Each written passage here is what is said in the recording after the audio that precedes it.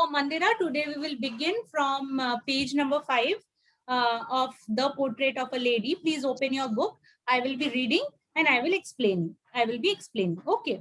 Now see, we have seen that author's relationship with his grandmother in the first two phases. First phase was that when they were in the village, they had a separate relationship, very close. They were constant companions, and but gradually their relationship took a turning point when they moved to a city. Okay, now you will find his relationship will change with his grandmother even more, because he will join a university and then he will be moving abroad for further studies. So that these are the three phases in which he describes his relationship with his grandmother. Okay, please follow your book now. When I went up to university, I was given a room of my own. The common link of friendship was snapped. So underline this line. So he got a separate room, and the room which they previously used to share, that was at least a common link between both of them as a relationship, for a good relationship. But that was also cut off because he was given a separate room. My grandmother accepted her seclusion with resignation. Now this phrase means that his grandmother didn't say anything. She just she did not retaliate. She didn't become angry. She was not at all disturbed. She just accepted her fate, that yes, she is old, she has to stay alone. Now alone, old age is associated with loneliness, being alone. So all these things she already knew. So she did not retaliate. She just accepted her seclusion with resignation.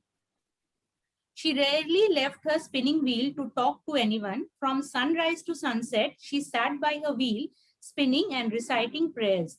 Only in the afternoon, she relaxed for a while to feed the sparrows. While she sat in the veranda, breaking the bread into little bits, hundreds of little birds collected round her, creating a veritable bedlam of chirpings. Some came and perched on her legs, others on her shoulders, some even sat on her head. She smiled but never shooed them away. It used to be the happiest half hour of the day for her. Underline this line also. It used to be the happiest half hour of the day for her. Now her grandmother didn't talk to anybody in the house. She was all the time spinning her spinning wheel, reciting her prayers, and she just took a break for half an hour to feed the sparrows, and those were the happiest time of her life. Okay, she was very happy and satisfied when she feeded the sparrows. Okay, clear, Mandira? Okay, Miss. I have no problem. When I decided to go abroad for further studies, I was sure my grandmother would be upset. I would be away for 5 years. And at her age, one could never tell. Please underline this line also. At her age, one could never tell. This signifies that his grandmother was already so old and he was moving abroad for 5 years. So at that age, one could never tell means she might, when he returns, she might not be alive anymore, because she was in that age of her life. So but still his grandmother did not show any kind of emotion. She just went to drop him to the station, hugged him, kissed him, but she did not cried or became over emotional and uttered things like I will not be there to see you. So she was not like that. She just went to see him off and did not show any kind of emotion. But my grandmother could. She was not even sentimental. She came to leave me at the railway station, but did not talk or show any emotion. Her lips moved in prayer. Her mind was lost in prayer.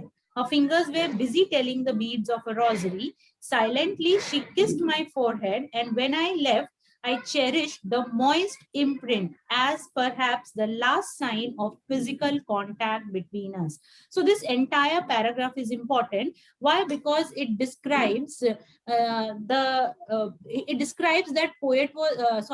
author was about to leave his grandmother for 5 years, and what was her reaction. Also, when she kissed him, he himself admits and tells the readers that it was the last sign of physical contact between them. Okay, so whatever, see how his bond has gradually changed. We have been reading from the opening line till now, and how his bond has gradually changed with his grandmother. Okay, there is also here, we can also say that when we are old, generally most of the people are lonely, because see, other people are busy in their day-to-day activities, studies, and lot many things, because they have energy in their body. But when we become old, like his grandmother, she was, you see how in every paragraph he tells us that she accepted her seclusion, and then she did not overreacted, she kept quiet. So maybe in old age people act like that way. So he just says that when she kissed his forehead, that was the last sign of physical contact between them. Okay, clear? Yes, miss. Okay, but that was not so. After 5 years, I came back home and was met by her at the station. She did not look a day older. Underline this line. So when all that, whatever fears he had regarding his grandmother, that he won't be able to see her again, but all that didn't happen. When he returned back, she was again there to receive him at the railway station, and she did not even appear a day older. Why? Because she was already old for him. We have seen that he describes that his grandmother is forever old. So she did not grew a day older, and she looked exactly like the way he had left her. She still had no time for words, and while she clasped me in her arms, I could hear her reciting her prayers. Still, she did not talk. She was just reciting her prayers. She hugged the author, but he could hear that she is chanting her prayers. Even on the first day of my arrival, her happiest moments were with her sparrows, whom she fed longer with the frivolous rebukes. So again, he says that her favorite moments were the moments spent with the sparrows, and she was just very lovingly and jokingly rebuking means scolding the sparrows, but not seriously. So she was just doing that and feeding them. She did not talk much to the author. Okay. In the evening, a change came over her. She did not pray. So this was the first time the author sees her that she didn't pray. Okay, that evening she didn't pray. She collected the women of the neighborhood, got an old drum, and started to sing. For several hours, she thumped the sagging skin of the dilapidated drum and sang for the homecoming of the warriors. We had to persuade her to stop to avoid overstraining. That was the first time since I had known her that she did not pray. So what she did that evening, she just collected few ladies, and they all and she was singing, and she went on singing. She did not pray, and the family had to persuade her to stop singing, because that might be a strain for her, because she was quite old. So what happened the next morning? She was taken ill. It was a mild fever, and the doctor told us that it would go. But my grandmother thought differently. She told us that her end was near. She said that since only a few hours before the close of the last chapter of her life, she had omitted to pray, she was not going to waste any more time talking to us. Okay, so from here you underline.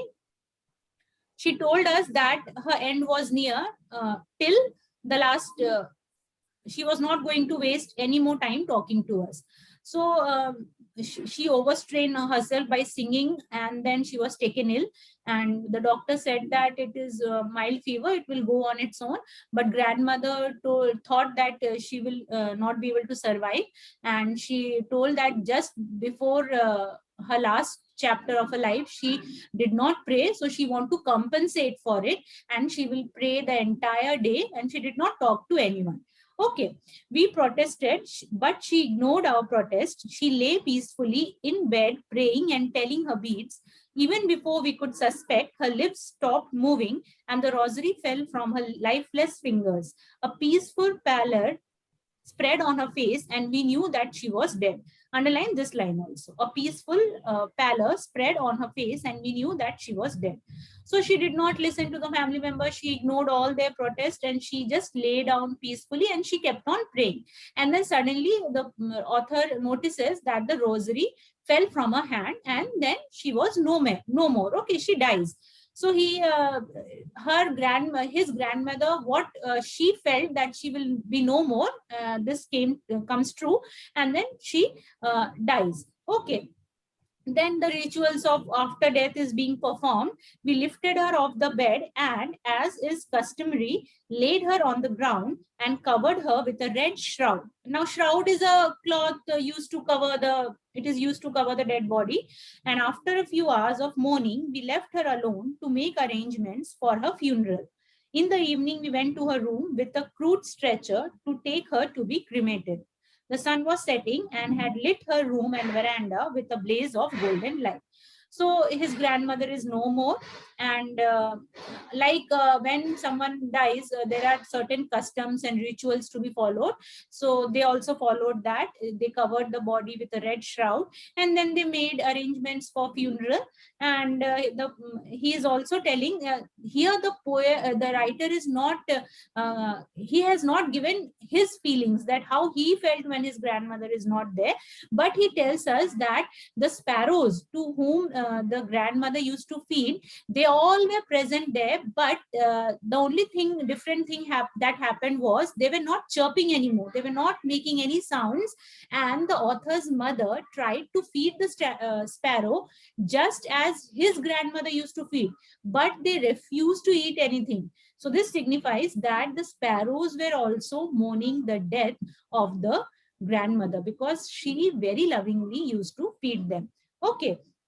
And you will find that, okay, we stopped halfway in the courtyard, all over the veranda, and in her room, right up to where she lay dead, and stiff wrapped in the red shroud, thousands of sparrows sat scattered on the floor. There was no chirping. We felt sorry for the birds, and my mother fetched some bread for them. Okay, underline this line. We felt sorry for the birds, because see, birds are always twittering and chirping, but today they were not doing that. She broke into the little crumbs the way my grandmother used to and threw it to them. The sparrows took no notice of the bread. When we carried my grandmother's corpse off, they flew away quietly. Next morning, the sweeper swept the breadcrumbs into the dustbin. So what happens we can all see this. He just abruptly ends the story that the next day those breadcrumbs are swept away and the story ends. Okay, so did you like the story, Mandira? Yes, miss. Yes. Okay, so